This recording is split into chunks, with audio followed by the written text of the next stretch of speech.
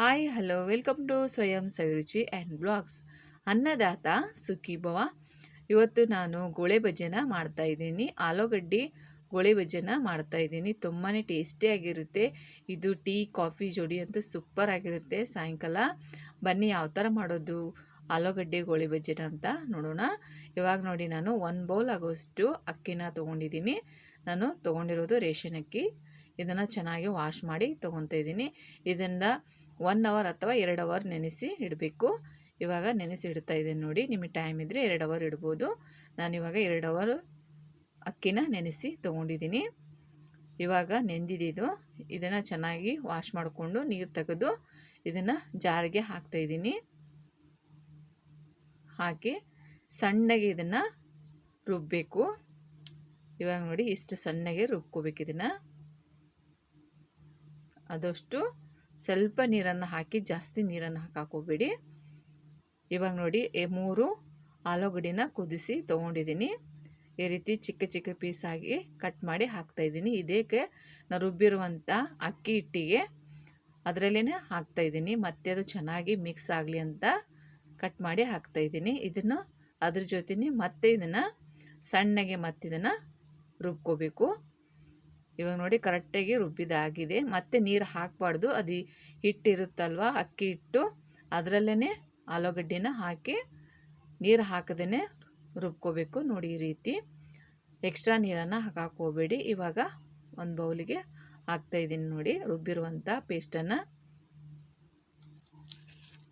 ಇವಾಗ ಅಷ್ಟನ್ನು ತೆಗೆದು ಹಾಕಿದ್ದೀನಿ ನೋಡಿ. ಈ ಹದದಲ್ಲಿ ಇರಬೇಕದು. ತುಂಬ ತೆಳ್ಳಗೆ ಆಗಬಾರ್ದು. ಅದು ಒಂದು 10ರಿಂದ 15 ನಿಮಿಷ ಇಟ್ಟು ಕೊಡಲಿ. ಸ್ವಲ್ಪ ತಿಳುವಾಗುತ್ತೆ ಅಷ್ಟೇ, ತುಂಬ ಏನು ತಿಳುವಾಗಲ್ಲ. ಇವಾಗ ಒಂದು 3 ಹಸಿಮೆಣ್ಸಿಕಾಯಿನ ಚಿಕ್ಕದಾಗಿ ಕಟ್ ಮಾಡಿ ಹಾಕ್ತಾಯಿದ್ದೀನಿ. ಕೊತ್ತಂಬರಿ, 1 ಟೀ ಸ್ಪೂನಷ್ಟು ಜೀರಿಗೆ, ಅಡುಗೆ ಸೋಡಾ, ರುಚಿಗೆ ತಕ್ಕಷ್ಟು ಉಪ್ಪು, ಇದಿಷ್ಟನ್ನು ಹಾಕಿ ಚೆನ್ನಾಗಿ ಇದನ್ನು ಮಿಕ್ಸ್ ಮಾಡ್ಕೋಬೇಕು. ಕರೆಕ್ಟಾಗಿ ಇದನ್ನು ಮಿಕ್ಸ್ ಮಾಡ್ಕೊಳ್ಳಿ. ಎಕ್ಸ್ಟ್ರಾ ನೀರನ್ನು ಹಾಕೋಬೇಡಿ. ಅದೊಂದು 10ರಿಂದ 15 ನಿಮಿಷ ನಾವು ನೆನೆಯಕ್ಕಿಟ್ಟ ಮೇಲೆ ಸ್ವಲ್ಪ ತಿಳುವಾಗುತ್ತೆ ಅಷ್ಟೇ, ತುಂಬ ಏನು ತಿಳುವಾಗಲ್ಲ. ಹಾಗಾಗಿ ಜಾಸ್ತಿ ನೀರನ್ನು ಹಾಕೋಬೇಡಿ. ನೋಡಿ, ಈ ಹದದಲ್ಲಿ ಇರಬೇಕಿದು. ಇವಾಗ ಇದನ್ನು ನಾನು ಒಂದು 10ರಿಂದ 15 ನಿಮಿಷ ನೆನೆಯಲು ಇಡ್ತಾಯಿದ್ದೀನಿ. ಇವಾಗ 15 ನಿಮಿಷ ಆಗಿದೆ ನೋಡಿ. ಸ್ವಲ್ಪ ತಿಳುವಾಗಿರ್ತೈತೆ ಅಷ್ಟೇ, ತುಂಬ ಏನಿರಲ್ಲ. ಕೈಯಿಂದ ಈ ಥರ ಬಿಡಬೇಕು. ಇದನ್ನು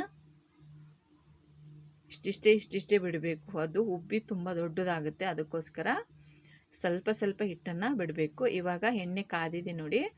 ಇವಾಗ ನಾನು ಸಣ್ಣ ಸಣ್ಣ ಸೈಜಲ್ಲಿ ಹಾಕ್ತಾಯಿದ್ದೀನಿ ಗೋಳೆ ಬಜ್ಜಿನ. ತುಂಬಾ ಟೇಸ್ಟಿಯಾಗಿರುತ್ತೆ. ಬಿಸಿ ಬಿಸಿ ಇರುವಾಗಲೇ ತಿನ್ನಬೇಕು. ಇದನ್ನು ಆರಿದ ಮೇಲೆ ಅಷ್ಟೊಂದು ಚೆನ್ನಾಗಿರಲ್ಲ.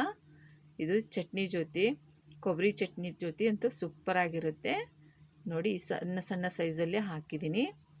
ಇಷ್ಟಿಷ್ಟೇ ಮಾಡಬೇಕು, ತುಂಬ ದೊಡ್ಡದು ಮಾಡೋಕ್ಕೆ ಹೋಗ್ಬಾರ್ದು. ಚೆನ್ನಾಗಿರುತ್ತೆ ಟೇಸ್ಟ್ ಮಾತ್ರ. ನೋಡಿ, ಬಿಡಿಸಿ ಹಾಕಿ ಆದಷ್ಟು. ಇವಾಗ ಫ್ರೈ ಆಗಿದೆ, ತೆಗಿತಾ ಇದ್ದೀನಿ ನೋಡಿ. ನೋಡಿ, ಇವಾಗ ಆಲೂಗಡ್ಡೆ ಗೋಳೆ ಬಜ್ಜಿ ರೆಡಿಯಾಗಿದೆ. ನೀವು ಇದೇ ಥರ ಒಮ್ಮೆ ಟ್ರೈ ಮಾಡಿ ನೋಡಿ, ತುಂಬಾ ಚೆನ್ನಾಗಿರುತ್ತೆ. ಸಂಜೆ ಟೀ ಕಾಫಿ ಕುಡಿತಾ ಈ ಥರ ಸೈಡು ಸ್ನ್ಯಾಕ್ಸ್ ಇದ್ರಂತೂ ಸೂಪರ್ ಆಗಿರುತ್ತೆ. ಇವಾಗ ಓಪನ್ ಮಾಡಿ ತೋರಿಸ್ತಾ ಇದ್ದೀನಿ ನೋಡಿ. ತುಂಬಾ ಚೆನ್ನಾಗಿರುತ್ತೆ. ಇದನ್ನು ಕೊಬ್ಬರಿ ಚಟ್ನಿ ಅಥವಾ ಸಾಸ್ ಜೊತೆನೂ ತಿನ್ಬೋದು. ತುಂಬ ಚೆನ್ನಾಗಿರುತ್ತೆ. ಟೇಸ್ಟ್ ಮಾತ್ರ ಅದ್ಭುತವಾಗಿರುತ್ತೆ. ನೀವು ಒಮ್ಮೆ ಟ್ರೈ ಮಾಡಿ ನೋಡಿ. ಮತ್ತೆ ಭೇಟಿಯಾಗೋಣ ಮುಂದಿನ ರೆಸಿಪಿ ಒಂದಿಗೆ. Thank you for watching.